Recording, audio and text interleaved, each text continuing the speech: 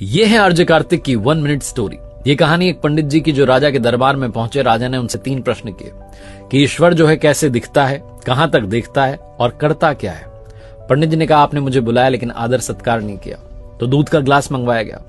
पंडित जी दूध के ग्लास में बार बार उंगली डाल करके दूध को बाहर निकाल करके देख रहे थे। राजा ने पूछा कर क्या रहे हो। पंडित जी ने कहा कि मैंने सुना है दूध में मक्खन होता है। राजा ने कहा ऐसे थोड़ा ना मिलेगा, दूध से दही बनाया जाता है, दही को मथा जाता है, फिर मक्खन मिलता है। पंडित जी ने कहा ईश्वर भी ऐसे थोड़ा ना दिखेगा, आत्मा को पवित्र करना होगा, नियम से, ध्यान से, अभ्यास से, तब परमात्मा दिखाई देगा। राजा बड़ा प्रसन्न हुआ जवाब से। उसने कहा दूसरे प्रश्न का जवाब दीजिए। पंडित जी ने कहा कि मोमबत्ती मंगाई। एक मोमबत्ती मंगाई गई, उसको जलाया गया। पंडित जी ने पूछा बताइए कहां तक रोशनी जा रही है। राजा ने कहा कि हर तरफ जा रही है, चारों तरफ।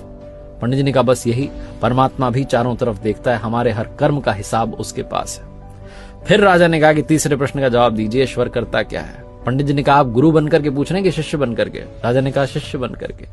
तो पंडित जी ने कहा कि आपका गुरु तो नीचे खड़ा हुआ है। तुरंत राजा ने पंडित जी को जाकर के सिंहासन पर बैठाया और खुद नीचे जाकर खड़ा हो गया। पंडित जी ने कहा आप बतलाने के लिए रह क्या गया है, बस यही तो ईश्वर करता है, पल में राजा को रंक और रंक को राजा बना देता है।